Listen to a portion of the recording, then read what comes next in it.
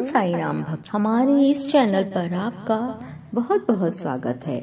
आज इस वीडियो में हम आपके लिए लेकर आए हैं साईं बाबा के व्रत की कथा, जिसको करने से आपके सभी कष्ट और सभी संकट दूर होते हैं और बाबा की कृपा अपने भक्तों पर हमेशा बनी रहती है। तो आइए भक्तों, कथा का प्रारंभ करते हैं। कोकिला बहन और उनके पति महेश भाई शहर में रहते थे। दोनों में एक दूसरे के प्रति प्रेम भाव था, परंतु महेश भाई का स्वभाव झगड़ालू था। दूसरी तरफ कोकिला बहन बहुत ही धार्मिक स्वभाव की स्त्री थी।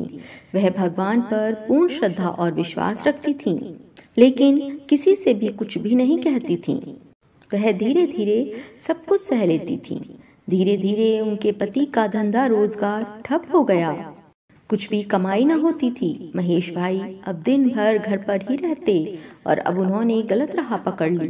घर में रहने के कारण उनका स्वभाव भी पहले से बहुत अधिक चिड़चिड़ा हो गया था।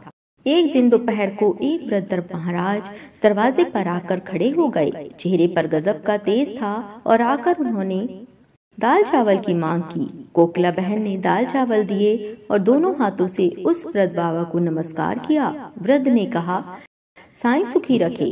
कोकिला बहन ने कहा, महाराज सुख तो मेरी किस्मत में ही नहीं है, फिर मिलेगा कैसे? और अपने दुखी जीवन का वर्णन किया। महाराज ने श्री साईं व्रत के बारे में बताया। 9 गुरुवार फलाहार या एक समय भोजन करना, हो सके तो बेटा साईं मंदिर जाना, घर पर साईं बाबा की 9 गुरुवार पूजा करना, साईं व्रत करना और विधि से उद्यापन करना, भूखों को भोजन देना, साईं बाबा की किताबें अपने घर परिवार और रिश्तेदारों को देना। साईं बाबा तेरी सभी मनोकामना पूर्ण करेंगे।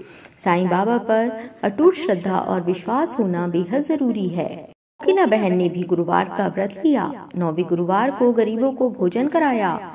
उनके घर से सारे कलह दूर हुए। घर में बहुत ही सुख शांति हो गई।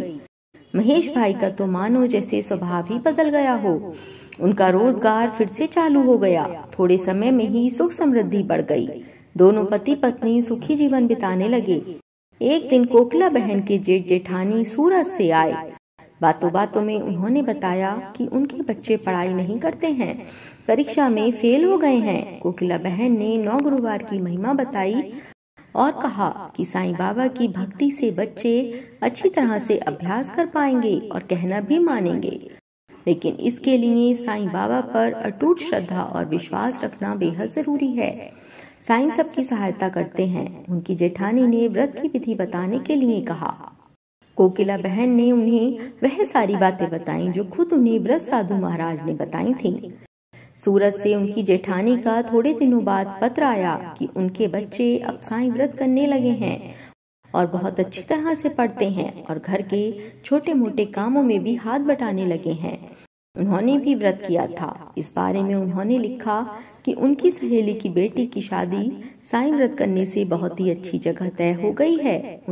उनके पड़ोसी के गहनों का डब्बा गुम हो गया था, वह भी साईं व्रत की महिमा के कारण अब वापस मिल गया है। ऐसे कई अद्भुत चमत्कार हुए थे और कोकिला बहन ने समझ लिया था कि साईं बाबा की महिमा अपार है। साईं बाबा अपने भक्तों की रक्षा करते हैं, हर मुसीबत, हर कष्ट, हर संकट से बचाते हैं। बोलिए श्री सच्चिदानंद सद्गुरु साईनाथ महाराज की जय।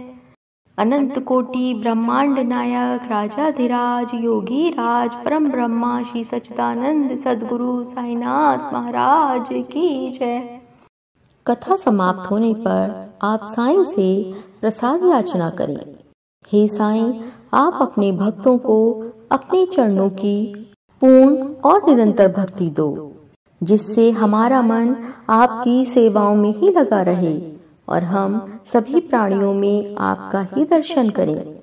हे बाबा, आप जैसे सबके कष्टों को दूर करते हो, वैसे ही मेरे कष्टों को भी दूर करना। जैसे सब पर रहम करते हो, ऐसे मुझ पर भी करना। मेरे परिवार पर आप अपनी कृपा दृष्टि, अपना आशीर्वाद बनाए रखना। ओम साई राम।